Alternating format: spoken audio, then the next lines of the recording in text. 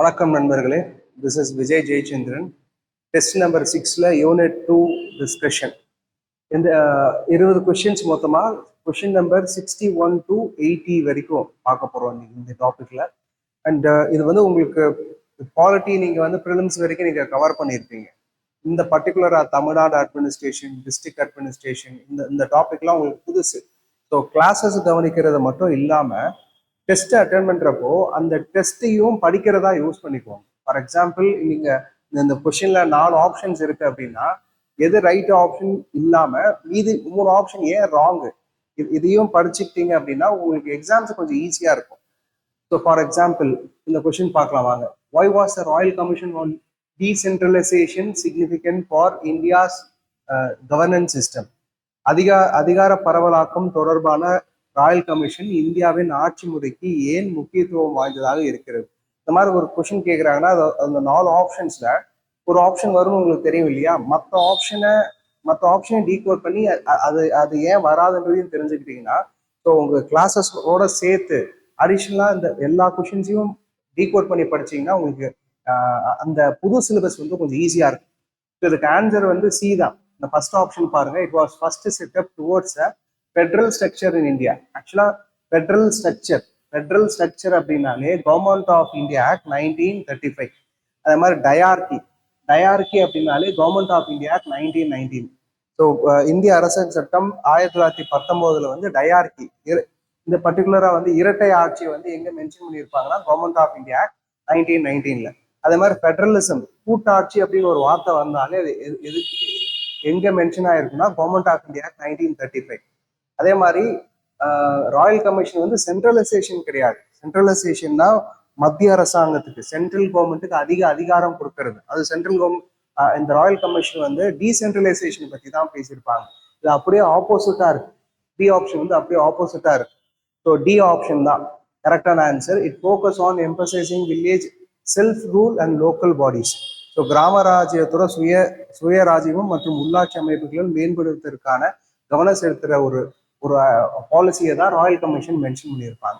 So இனிமேல் வர கொஷின்ஸ்ல எல்லாத்துலேயுமே கரெக்ட் ஆன்சர் மட்டும் இல்லாமல் மீதி 4 ஆப்ஷன்ஸ் ஏன் வராதுன்ற டேட்டாவையும் கொடுக்குறேன். அப்போதான் உங்களுக்கு இந்த புது சிலபஸ் வந்து அட்டன் பண்ணுறதுக்கு ஈஸியாக இருக்கும். 62வது question. How state secretariat different from the directorate in the state administration? So மாநில நிர்வாகத்தில் உள்ள இயக்குநர்களுக்கும் இருந்து மாநில செயலகம் எவ்வாறு வேறுபடுகிறது அப்படின்ற மாதிரி ஒரு கேள்வி. ஸோ ஆக்சுவலாக ஸ்டேட் செக்ரட்டரி என்ன பண்ணுவோம்னா அவங்க தான் பாலிசிலாம் மேக் பண்ணுவாங்க. ஸோ இப்போ ஃபார் எக்ஸாம்பிள் இல்லம் தேடி கல்வி, இல்லை அனைவருக்கும் அனைத்தும், அந்த மாதிரி ஒரு ஸ்கீம், ஒரு பாலிசியை டிவைஸ் பண்றது, ஃபார்ம் பண்றது யாருன்னா ஸ்டேட் செக்ரட்டரி. அதை செயலாக்கப்படுறது யார் அப்படின்னா அதோட டைரக்டரேட்ஸ். ஸோ கொள்கையை வகுக்கிறது வந்து பார்த்தீங்கன்னா ஸ்டேட் செக்ரட்டரியேட் பண்ணுவாங்க, தலைமை செயலகம் பண்ணுவாங்க. அதே மாதிரி இயக்குநர்களோட வேலை என்ன அப்படின்னா அதை செயல்படுத்துறதுக்கான இம்ப்ளிமெண்டேஷன் ப்ராசஸை பார்த்துக்கிறது. So secretariat handles a policy making and directorates வந்து இம்ப்ளிமெண்டேஷன் பார்ப்பாங்க. இது வந்து அப்படியே ரிவர்ஸ் இருக்கு. ஃபர்ஸ்ட் ஏ ஆப்ஷன் வந்து அப்படியே ரிவர்ஸா இருக்கு, ஆன்சர் வந்து B. And both perform the same functions. ஆக்சுவலா செக்ரட்டரியேட் தனி, டைரக்டரேட் தனி அப்படின்னு சொல்லி தனியாவே பவர்ஸை பிரித்து வச்சிருப்பாங்க. ஸோ இந்த மாதிரி இந்த பி ஆப்ஷனுக்கு ஏ ஆப்ஷனும் சி ஆப்ஷனும் கான்ட்ராடிக்டரியா இருக்கு, ரெண்டும் மாத்தி இருக்கு. அதாவது நீங்க பார்த்தாலே ஈஸியாக எலிமினேட் பண்ணிடலாம். Next D option. ஸோ செக்ரட்டரியேட்டா இருக்கட்டும், டைரக்டரேட்டா இருக்கட்டும், ஜுடிஷியரி ஒர்க்லாம் பார்க்க மாட்டாங்க. இந்தியாவில் இண்டிபெண்டன்ட் ஜுடிஷியரினா சுதந்திரமான ஒரு நீதித்துறையை வந்து இந்தியன் கான்ஸ்டியூஷன், இந்திய அரசியலமைப்பு சட்டத்தில் வந்து என்கோட் பண்ணி வச்சிருக்காங்க. அதனால இந்த டி ஆப்ஷன்லாம் வராது. 63வது question. What role does the state secretary play during the emergencies in the state?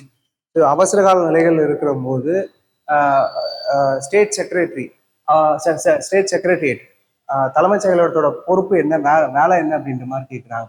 A option, act as a legal authority to declare emergency. அதாவது ஆக்சுவலா அவசர கால நிலையை அறிவிக்கும் சட்ட அதிகாரம் வந்து யார்கிட்ட ஆக்சுவலா இருக்குன்னா பிரசிடென்ட் ஆஃப் இந்தியா. குடியரசுத் தலைவர்கிட்ட தான் அந்த அதிகாரம் இருக்கு. Usually recommended by governor of the state and implemented are usually இங்க ஸ்டேட் எமர்ஜென்சி கொண்டு வாங்க, பிரசிடென்ட் ரூல் கொண்டு வாங்க, கான்ஸ்டியூஷனல் எமர்ஜென்சி ஆர் எமர்ஜென்சி கொண்டு வாங்கன்னு சொல்லி ரெக்கமெண்டேஷன் யார் கொடுப்பாங்கன்னா கவர்னர் வந்து பிரசிடென்ட் ஆஃப் இந்தியா கொடுப்பாங்க, ஆளுநர் குடியரசுத் தலைவர் கொடுப்பாங்க. அதன் அடிப்படையில் தான் பிரசிடென்ட் ஆஃப் இந்தியா டிக்ளேர் பண்ணுவாங்க. A option wrong. And C option பாருங்க, இஷ்யூ ஜட்மெண்ட். முன்னாடியே சொன்ன மாதிரி நீதித்துறை வந்து இந்தியாவில் சுதந்திரமான ஒரு ஒரு டொமைன். அங்கே யாருனாலையும் காலை வைக்கவே முடியாது, எமர்ஜென்சியா இருக்கட்டும், நார்மல் சினாரியோ. அதே மாதிரி எலெக்ஷன் கமிஷன் ஆஃப் இந்தியான்றது ஒரு அட்டானமஸ் கான்ஸ்டியூஷனல் பாடி, தன்னெட்சியான ஒரு அரசியலமைப்பு சட்டத்துக்கு கீழே இருக்கிற ஒரு ஒரு அங்கீகாரப்பட்ட ஒரு அரசியலமைப்பு பாடி அது. அதனால அவங்க தான் எலெக்ஷன்ஸை கண்டக்ட் பண்ணுவாங்க, ஸ்டேட் செக்ரட்டரிலாம் பண்ண மாட்டாங்க. ஆன்சர் வந்து C, coordinates relief measures and ensures law and order. அதுதான் answer. who is the administrative head of the state secretariat? இந்த வார்த்தை ரொம்ப முக்கியம், அட்மினிஸ்ட்ரேட்டிவ் ஹெட். ஏன் அதுன்றதை நான் தெளிவாக சொல்றேன் உங்களுக்கு. State secretariat. சீஃப் மினிஸ்டர் வந்து பொலிட்டிக்கல் ஹெட், முதலமைச்சர் வந்து மாநில செயலகத்தோட அரசியல் தலைவர் அப்படின்னு சொல்லுவாங்க. ஏன்னா அவர் தான் வந்து எல்லாத்தையும் கண்டக்ட் பண்ணுவாங்க, மெயினா பர்டிகுலராக அந்த ஸ்டேட் செக்ரட்டரி.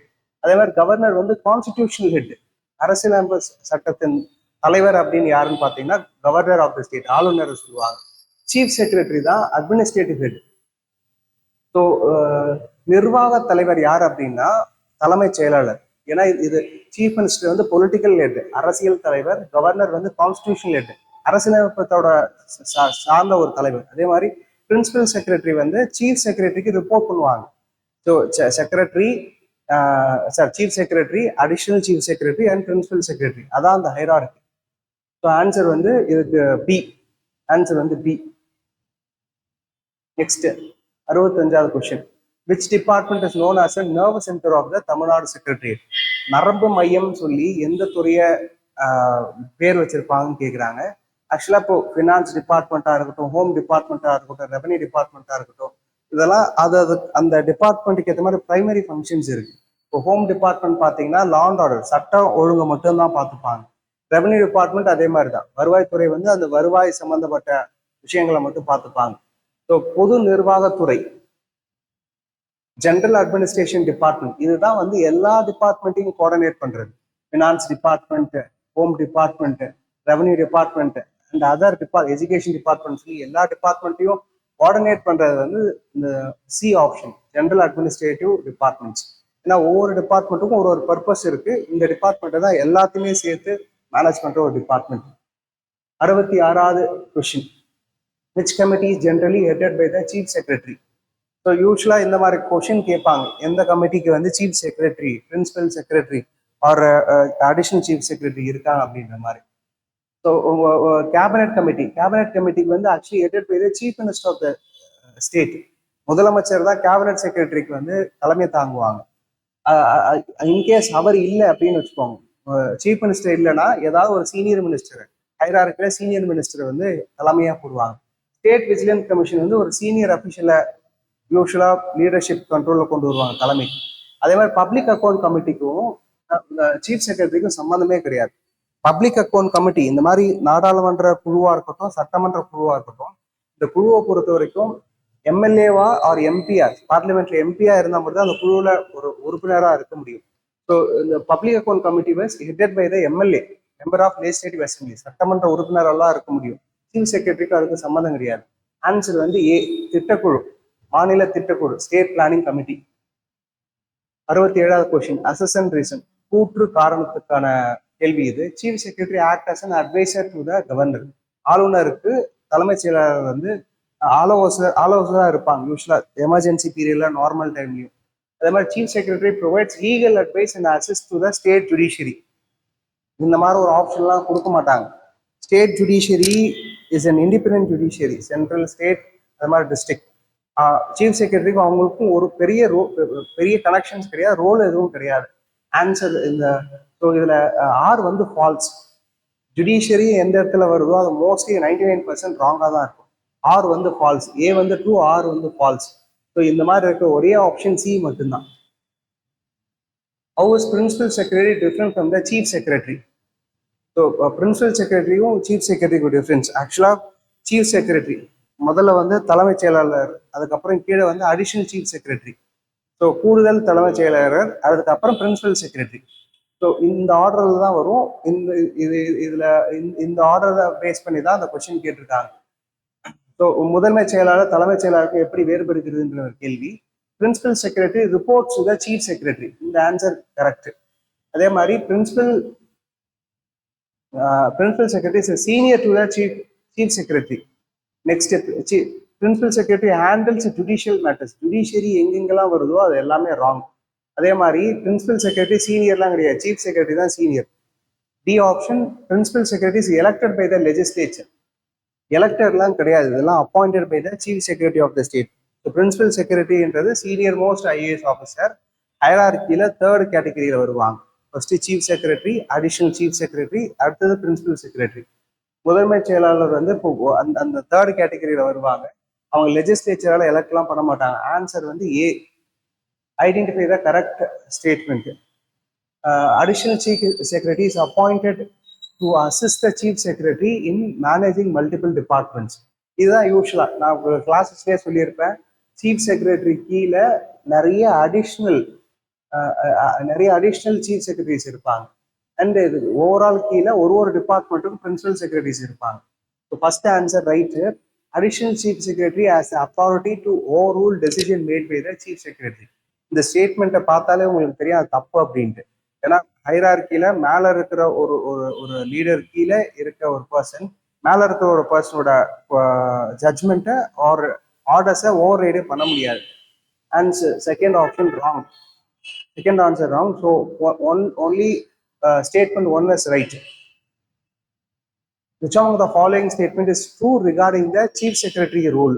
The ரெண்டு ஸ்டேட்மெண்ட் கொடுத்து எது வந்து தலைமை செயலாளரோட கடமையை பேஸ் பண்ணி ட்ரூ அப்படின்னு கேட்குறாங்க. எது true regarding the chief secretaries rule? So statement 1, chief secretary has a power to dismiss any government official. So ஆக்சுவலாக இப்போ ஃபார் எக்ஸாம்பிள் டேக் இந்த மாதிரி ஒரு ஜென்ரலைஸ்டு ஸ்டேட்மெண்ட் கொடுக்குறாங்கன்னு வச்சுக்கோங்க. எந்த அரசு தமிழக அரசு பதவியா இருந்தாலும் அதை தூக்க முடியும், பதவியை பறிக்க முடியுன்ற மாதிரி கேள்வி கேட்டிருக்காங்க. இப்போ ஃபார் எக்ஸாம்பிள் டிஎன்பிசி மெம்பர்ஸ் எடுத்துக்கோங்க, சேர்மன் எடுத்துக்கோங்க, ஆர் ஸ்டேட் எலெக்ஷன் கமிஷன் எடுத்துக்கோங்க, ஸ்டேட் ஃபினான்ஸ் கமிஷன் எடுத்துக்கோங்க. இதெல்லாம் கவர்னர் அப்பாயின்ட் பண்றாங்க. அதே மாதிரி இந்த மாதிரி போஸ்ட்டை வந்து சீஃப் செக்ரட்டரியால் ரிமூவ் பண்ண முடியாது, அதுக்கு ஒரு ரிமூவல் ப்ரொசீஜர் இருக்கு. அது மாதிரி நிறைய போஸ்ட்டுக்கு அப்பாயிண்டட் பர்சனால மட்டும் தான் ரிமூவ் பண்ண முடியும். சீஃப் செக்ரட்டரி எல்லா போஸ்டையுமே ரிமூவ் பண்ண முடியாது. So first option wrong. Chief Secretary ensures proper implementation of cabinet decision across department. இது வந்து one among the primary role of Chief Secretary. So அதனால answer only statement 2 is right. Next, 71வது question. Which among the following states has been exempted from the Citizenship Amendment Act 2019 due to the 6th schedule of the Constitution? ஆக்சுவலா அரசியலமைப்பின் 6வது அட்டவணை காரணமாக பின்வரும் எந்த மாநிலத்துக்கு குடியுரிமை திருத்த சட்டம் 2019 விலக்கு அளிக்கப்பட்டதுன்ற மாதிரி கேட்கிறாங்க. ஆக்சுவலா இந்த 2019 சட்டம் கீழே போய் பார்த்தீங்கன்னா 4 ஸ்டேட் வந்து விலக்கு அளிச்சிருப்பாங்க. அண்டர் 6th schedule ஆஃப் 6வது அட்டவணை கீழே 4 ஸ்டேட்ஸ்க்கு விலக்கு கொடுத்திருப்பாங்க. ஏடிஎம் வித்தவுட் மணின்னு சொல்லுவாங்க. ஏடிஎம் வித்தவுட் மணினா மணிப்பூர் வித்தவுட் மணி, அதுதான் ஏடிஎம்னா. A for Assam, T for Tripura, and எம்ல வந்து 2 எம் வரும், மிசோரமும் வரும், மேகாலயாவும் வரும். ஸோ இதுதான் ஏடிஎம் வித்தவுட். இந்த 4 ஸ்டேட்டுமே 6th schedule கீழே எக்ஸப்ஷன் கொடுத்துருக்காங்க. பட் இந்த 4 ஸ்டேட்ல மேகாலயாவும் மிசோரமும் 2 ஸ்டேட்டுமே 100% எக்ஸப்ஷன். 100% எக்ஸப்ஷன்னா இந்த 2 ஸ்டேட்லுமே என்டையர் ஸ்டேட்டும் எக்ஸப்ஷன். என்டையர் ஸ்டேட்டுமே அந்த இதுல விலக்கு கொடுத்துருப்பாங்க. பட் அசாமுக்கும் திரிபுராவுக்கும் பார்த்தீங்கன்னா சில செலக்டட் ஏரியாஸ் மட்டும் எக்ஸப்ஷன் கொடுத்துருப்பாங்க. ஸோ இந்த கேள்வி வந்து கொஞ்சம் இன்கம்ப்ளீட்டா இருக்கு. என்டையர் ஸ்டேட்டுன்னு கேட்டாங்கன்னா 2 மற்றும் 3 வரும், 2 மற்றும் 4 வரும். என்டையர் ஸ்டேட்டுன்னு கேட்டாங்கன்னா மேகாலயா, மிசோரம் மட்டும்தான். எதுக்கெல்லாம் விலக்கு கொடுத்துருக்காங்க, எந்தெந்த ஸ்டேட்ஸுக்குலாம் விலக்கு கொடுத்துருக்காங்க 4மே வரும். ஸோ என்டையர் ஸ்டேட்னா ஆன்சர் பி. வெறும் விலக்கு அப்படின்னா ஆன்சர் வந்து 1 2 3 4. ஸோ ஆக்சுவலா இதுக்கு ஆன்சர் வந்து 1 2 3 4 தான். என்டையர் ஸ்டேட்டின் கொஸ்டின் கேட்டாங்கன்னா 2 மற்றும் 4 மட்டும். 72வது question. Which among the following statement regarding the Citizenship Amendment Act 2019 is correct? So ஆக்சுவலா இது ஒரு பெரிய கான்ட்ரவர்ஷியலா ஆனதுக்கு காரணமே இந்த டேட் தான். எந்த டேட்ல இருந்து கொண்டு வந்திருப்பாங்க, அதாவது எந்த தேதிக்கு முன்னாடி 2014 டிசம்பர் 31 முன்னாடி யார் யாரெல்லாம் பங்களாதேஷ்ல இருந்து பங்களாதேஷோ மற்ற நிறைய கண்ட்ரீஸ்ல இருந்து இந்தியாக்குள்ள வந்தாங்களோ அந்த 2014 முன்னாடி வந்த நபர்களுக்குள்ள இந்த மதத்தை சார்ந்தவர்கள், Hindus, Sikhs, Buddhist, Jains, Parsis and Christians, இந்த 6 மதத்தை சார்ந்த நபர்கள், 6 ரிலீஜியஸ் பர்சன்ஸ் 2014 முன்னாடி யார் யாரெல்லாம் பங்களாதேஷ்குள்ள வந்தாங்களோ அவங்களுக்கு இந்தியாக்குள்ள வந்தாங்களோ அவங்களுக்கு நாங்க சிட்டிசன்ஷிப் கொடுக்குறோம்னு சொல்றது தான் இந்த 2019 ஆக்ட். ஸோ இந்த டேட் கரெக்ட், இந்த செகண்ட் ஸ்டேட்மெண்ட்டும் correct. So it make illegal migrants belong to specific religion உங்க ஆப்ஷன்ல கொடுத்துருக்காங்க. மொத்தம் 6 ரிலீஜன்ஸ் இருக்கு. இஸ்லாம் கிடையாது, 6 ரிலீஜன்ஸ் இருக்கும். ஸோ தேர்ட் ஆப்ஷன் வந்து it applies to the all states and union territories without exception. அப்படிலாம் கிடையாது. ஆக்சுவலா 6th ஷெட்யூல் கீழே 6வது அட்டவணை கீழே எக்ஸப்ஷன் கொடுத்துருக்காங்க. அதே மாதிரி நார்த் ஈஸ்ட்ல இருக்கிற இன்னர் லைன் பெர்மிட், இப்போ அருணாச்சல் பிரதேஷ் அதெல்லாம் எடுத்தீங்கன்னா 6வது அட்டவணைக்குள்ள இருக்காது, பட் இன்னர் லைன் பெர்மிட் கீழே வரும். So inner line permit is most important procedural document in North East. So அந்த ஐஎல்பி ரீஜன்ல இருக்கிற ஸ்டேட்ஸுக்கும் அப்ளிகபிள் ஆகாது. ஆன்சர் வந்து தேர்ட் ஆப்ஷன் ராங். ஆன்சர் வந்து A 1 and 2. Which constitutional provisions allowed the government of India to take measures for implementing the Assam Accord? ஆக்சுவலா அசாம் அக்கார்டுன்றது ஒரு பெரிய ஹிஸ்ட்ரி. இது வந்து அசாம் அக்கார்டு வந்து ஆகஸ்ட் 15 1975ல 1985ல இந்தியன் கவர்மெண்ட்டும் அங்க இருக்கிற அசோசியேஷன்ஸும், அசாம்ல இருக்க அசோசியேஷனும் சேர்ந்து இம்ப்ளிமெண்ட் பண்ணதான் அந்த அசாம் அக்கார்ட். அண்ட் இந்த அசாம் அக்கார்டை வந்து அதுக்கேற்ற மாதிரி சர்டன் சேஞ்சஸ் கொண்டு வந்து ஒரு ஆர்டிகல் கீழே வச்சிருப்பாங்க. அந்த ஆர்டிகல் வந்து 371B. அந்த ஆர்டிகல் வந்து 371B. ஸோ இதுல ஆர்டிகல் 355 வந்து எக்ஸ்டர்னல் அக்ரஷன், எமர்ஜென்சி பத்தி பேசுற ஒரு ஆர்டிகல். 370 வந்து special status for Jammu and Kashmir. 344 வந்து அஃபிஷியல் லாங்குவேஜஸ்.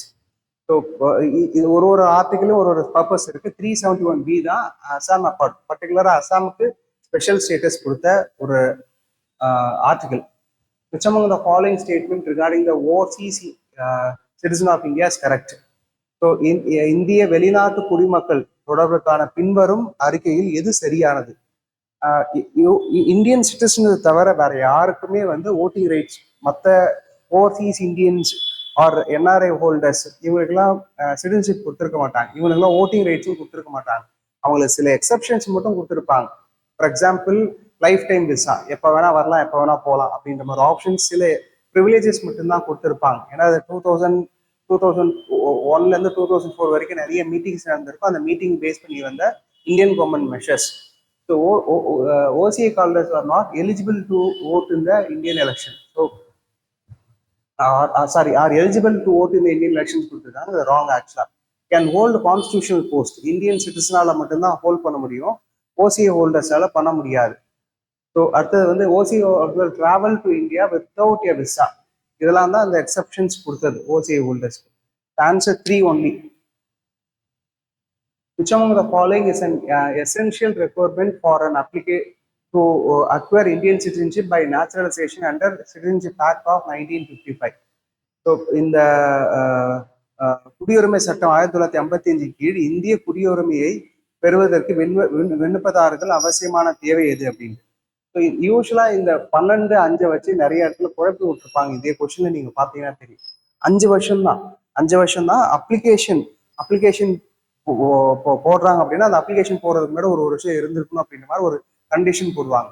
12 இயர்ன்றது ஒரு கன்ஃபியூஸ்ட் ஸ்டேட்மெண்ட். இதே இல்லாம இந்த டெஸ்ட்ல இன்னொரு கொஸ்டின்ல வந்து 12ன்றதை நீங்க பார்த்துருப்பீங்க. ஸோ 12 கிடையாது, 5 வருஷம். At least 5 years including 1 year immediately preceding the applicant. So இந்த பார்ட் ரொம்ப முக்கியம். இதை நிறைய இடத்துல கன்ஃபியூஸ் பண்ணிப்பாங்க ஸ்டூடெண்ட்ஸ். ஸோ விண்ணப்பதாரர்கள் வந்து விண்ணப்பதற்கு முந்தைய 1 வருஷம் உட்பட குறைந்தது 5 வருஷம் இந்தியாவில் வசிந்திருக்க வேண்டும் அப்படின்றது தான் அந்த ஸ்டேட்மெண்ட். அதெல்லாம் கொடுத்துருப்பாங்க. 12 வருஷம்ன்றது கிடையாது. ஆன்சர் வந்து D. The application must possess a valid Indian visa. இந்த மாதிரிலாம் ஒரு ஆப்ஷன் கிடையவே கிடையாது. விசா வச்சிருக்க மோஸ்ட்லி ஃபார் எக்ஸாம்பிள் ஃபாரினர்ஸ் நிறைய பேர் இந்தியாவுக்கு விசா வாங்கிட்டு வராங்க. அந்த விசா வச்சிருந்தா மட்டும்தான் இந்தியன் சிட்டிசன்ஷிப் கொடுப்போம் அப்படின்ற ஒரு கிளாஸ்லாம் அதில் கொண்டு வரல. Next application must belong to the religious minority group. இதுக்கும் அதுக்கும் சம்மந்தமே கிடையாது. எனக்கு ஃபார் எக்ஸாம்பிள் நிறைய ஹிந்துஸ் ஃபாரின்ல பிறந்திருப்பாங்க, அவங்களும் இந்தியன் சிட்டிசன்ஷிப் வாங்கிட்டு இருக்காங்க. அவங்க வந்து ரிலீஜியஸ் மைனாரிட்டி குரூப்பா இருக்கணும் அவசியம் கிடையாது.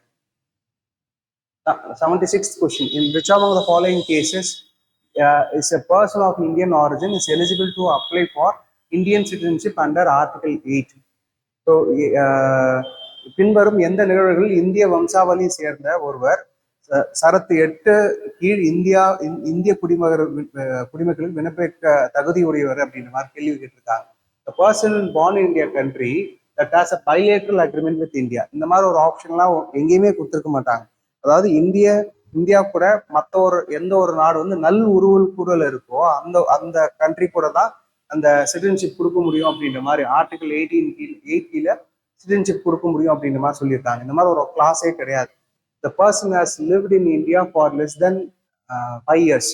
5 வருஷத்துக்கு குறைஞ்சமா இந்தியாவில் வந்து தங்கி இருக்கிற ஒரு நபருக்கு கொடுக்கலாம் அப்படின்ற மாதிரி ஆப்ஷன் கொடுத்துருக்காங்க. 5 வருஷம் மினிமம் 5 வருஷம், அதுக்கு மேலதான் இருக்கணும் அப்படின்னு சொல்லியிருப்பாங்க. இந்த ஆப்ஷனும் wrong. So the person of Indian origin lives in a country specifically in the first schedule. So இந்த இதுக்கு பர்டிகுலராக citizenship act of 1955 8th article கீழே ஒரு லிஸ்ட் வச்சிருப்பாங்க, ஷெடியூல் வச்சிருப்பாங்க. அந்த ஷெடியூலை பேஸ் பண்ணி தான் சிட்டிசன்ஷிப் கொடுப்பாங்க. இந்த C option correct. The person is married to an Indian citizenship. So இந்த கண்டிஷன் வந்து ஆர்டிகல் 8 கீழே கவர் ஆகாது. இது கவர் ஆகும், 8 கீழே கவர் ஆகாது. ஆன்சர் வந்து சி. 77th 35A. ஆக்சுவலா இப்போ ஆர்டிகல் 370 அதே மாதிரி 35A என்றதே வந்து டெம்பரவரி ப்ரொவிஷனை பர்மனண்டா கொண்டு வந்தது கிடையாது இந்தியன் கான்ஸ்டியூஷன்ல. ஸோ ஆர்டிகல் 370 அண்ட் ஆர்டிகல் 1 மட்டும்தான் ஜம்மு அண்ட் காஷ்மீருக்கும் 370க்கும் இருக்கிற ஒரு கனெக்ஷன். 35A என்றது டெம்பரவரியா குடியரசுத் தலைவர் குடியரசுத் தலைவரோட அரசு ஆணையனால கொண்டு வரப்பட்ட ஒரு சட்டம். அது வந்து இந்தியன் கான்ஸ்டியூஷனை அமெண்ட் பண்ணி எல்லாம் கொண்டு வரல. ஆக்சுவலா நமக்கு ஒரு டவுட் இருக்கும், சார் 35 எப்பயுமே வந்து நம்ம ஒரு கான்ஸ்டியூஷன் அமெண்ட் பண்ணோம்னா கான்ஸ்டியூஷன் அமெண்ட்மெண்ட் ஆக்ட் தேவை, பார்லிமெண்ட்ல பாஸ் பண்ணணும் இல்லையா அப்படின்ற மாதிரி இருக்கும்.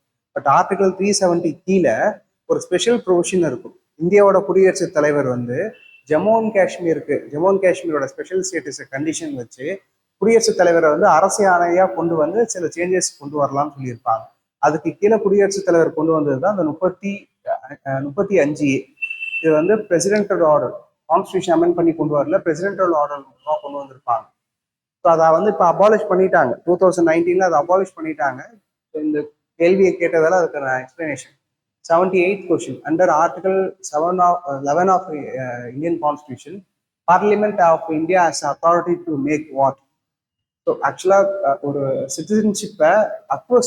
சிட்டிசன்ஷிப் எப்படி வாங்கலாம்னு சொல்றதுக்கு இந்த 11 கீழே ப்ரொவிஷன்ஸ் இருக்கும். அதே மாதிரி ஃபாரின் நேஷன்ஸுக்கு வெளிநாட்டை சேர்ந்த நபர்களுக்கு சிட்டிசன்ஷிப் கொடுக்கலான்றதுக்கான ப்ரொவிஷன்ஸும் மென்ஷன் பண்ணியிருப்பாங்க. And decide the criteria for acquiring Indian citizenship. So இந்திய பாராளுமன்றத்துக்கு ஆர்டிகல் 11 கீழே ஸோ சிட்டிசன்ஷிப்பை வாங்குறதுக்கான தகுதிகளை வந்து என்லிஸ்ட் பண்றதுக்கும் பாராளுமன்றத்துக்கு ஆர்டிகல் 11 கீழே பவர்ஸ் கொடுத்துருப்பாங்க.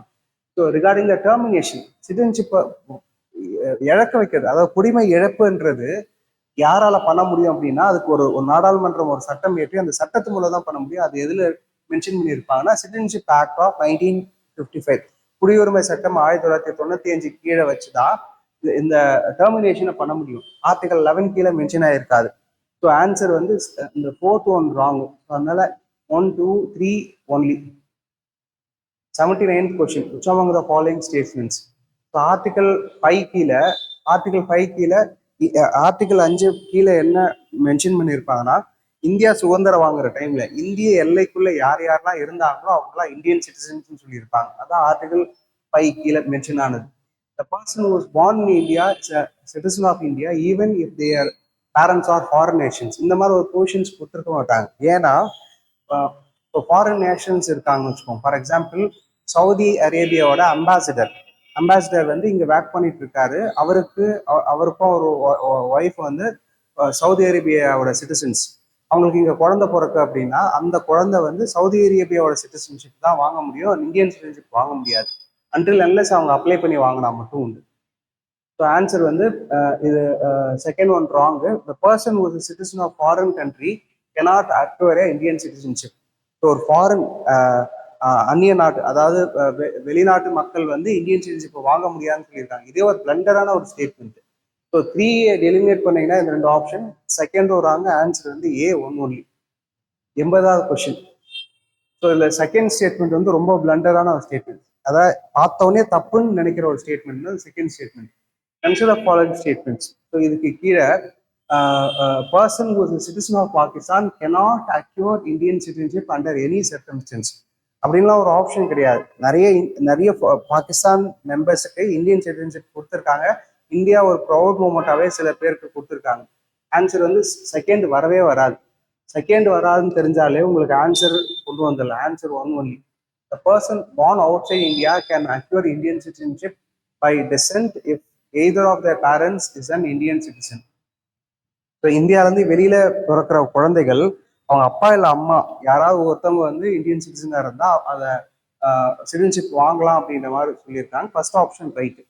Foreign nation, sorry first option wrong ஆச்சு, சாரி ஃபர்ஸ்ட் ஆப்ஷன் ரைட்டு.